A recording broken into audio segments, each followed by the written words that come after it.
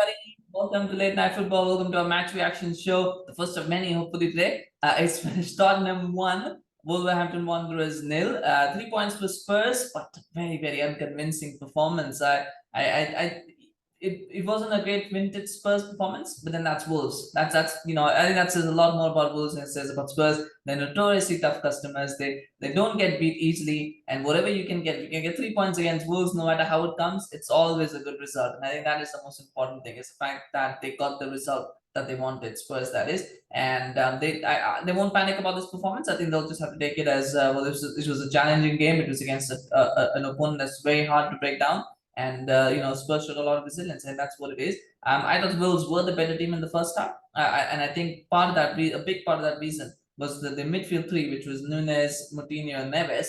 I think just controlled that game. And what happened with Spurs was, because they played 3-4-3, they'll often lose midfield battles. They will lose midfield battles. And the only thing that helps them in that 3-4-3 is when you've got those two midfielders, they can kind of stand their ground, which is Hojbjerg and Bentancur. The thing was that they were getting overrun every single time. They were just getting overrun because of the numerical superiority that Wolves had. Adam Dina had a fantastic game in that first half. He controlled the tempo. He was the one who was making those passes, bringing them around.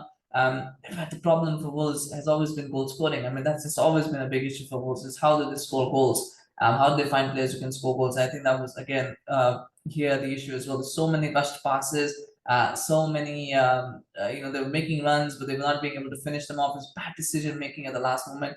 And again, the first half, they were not playing with the proper striker. Keep in mind, they didn't have Jimenez on the game until the second half. I think that affected them as well. And so, even though they got into good positions, they were not really able to make the most out of it. And so, Spurs kind of got away with that in that first half. Not getting Kulusevski in the game as much was an issue. Not getting Perisic in the game as much was an issue. And Kane and Son looked kind of isolated. But in that second half, everything changed. And the reason it changed is because then Kulusevski kind of became the third auxiliary midfielder. And so again, it almost became like a 3-5-2. So they had that numeric, now they have that numerical parity. And because Spurs obviously have the better players, they kind of went after Wolves, and Wolves kind of got into pressure. Lage made the change. He brought on Jimenez. He brought on Bentancur. But bringing on Jimenez was good, because they gave them that focal point up front. The problem with bringing Bentancur on was that Moutinho was controlling the game and he went off. So suddenly you've now got a very different kind of player. I don't think, because Bentancur is more of a hard man. He's not really the kind of pinger of passes and all that. His passing is not on the level of Moutinho. And so it just basically meant that Wolves were going to fall deeper. And with that, the issue was that they just couldn't cope, and the Spurs kept building up the pressure, and they finally got the goal. It was a good goal, actually. The corner was not very good. Son was very bad on corners, by the way. He was bad on corners throughout the game. And suddenly the ball, but Perisic did really well, because it's a nice little flick on it. Kane, free header for him. It's very good movement, really bad defending from Wolves, because they shouldn't be allowing Perisic to get that header, and they shouldn't be allowing Kane to have a free header. But with a free header in the box, what's Kane going to do? He's going to score every single time. He's going to score. What a wonderful player! 250th goal as well for Spurs. A fantastic milestone. Amazing player, of course. And that's it. And then I think Spurs just, they should have had another goal as well. Kane actually got a head on the bar. So they should have scored that. I can't remember too many chances of Wolves square. There was a good run from Jimenez in the second half, which could have been maybe converted, but he couldn't make the most of it. So I mean, it was an okay game from Wolves, but there wasn't that attacking threat. I don't think you ever felt. There were times when Spurs were under pressure, but you never really felt convinced that Wolves were going to get a goal. And that's something that will worry Bruno Lage. From Spurs' point, they need to change that formation. I think it needs to be a 3-5-2. I think it needs to be a 3-5-2, because a 3-4. I know why he doesn't want to do it, because you don't want to get doubled up on the sides, which is what is happening a lot in the second half as well. That Royal and Kulusevski were doubling up on the fullback, so you had that advantage. With the 3-5-2, you don't get that. But the issue is they'll always lose those midfield battles against teams like this, against teams that they need to break down. You could play a 3-4-3 against a Chelsea, a Liverpool, a City. You can play that, because you want to have those sort of width.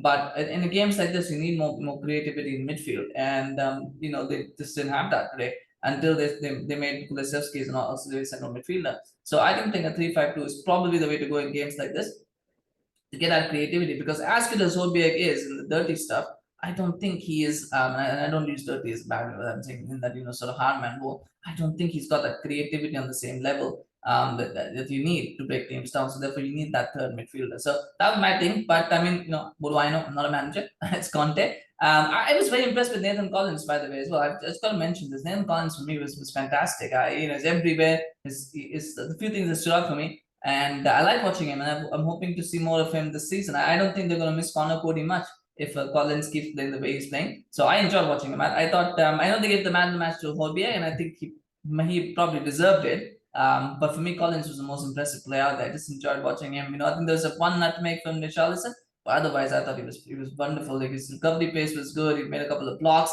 He's good in his interceptions. There were times when Spurs could have broken, and he was there to intercept the ball. So I liked his overall game. And I'd like to see more of him. And I was also very impressed with Perisic as well. I like Perisic. I think he had a quiet first half. The second half, he just kind of took over the game. And I think it helped because Kulusevski started coming inside. So what that meant was there was more space for Perisic to kind of put crosses in, to kind of run the game from that side. So I like that as well. So those are my notes. Let me know in the comments, what do you think about this result? Where do you see Spurs? I mean, they've had two very nondescript performances, Chelsea and Wolves. They still come out with 4 points from it. I think Conte has done a fantastic job with the mental side of things, at least. And that will hold them in good stead as they try to, get a top 4 finish. I think that is something that's going to really help them. So kudos to Conte for that. But let me know in the comments, what do you think about Spurs' performance? Do you think this is the kind of performances? I mean, not playing well but still winning is kind of a good team. So what do you make of that? But what do you make of that? Do you think these performances and these results are sustainable?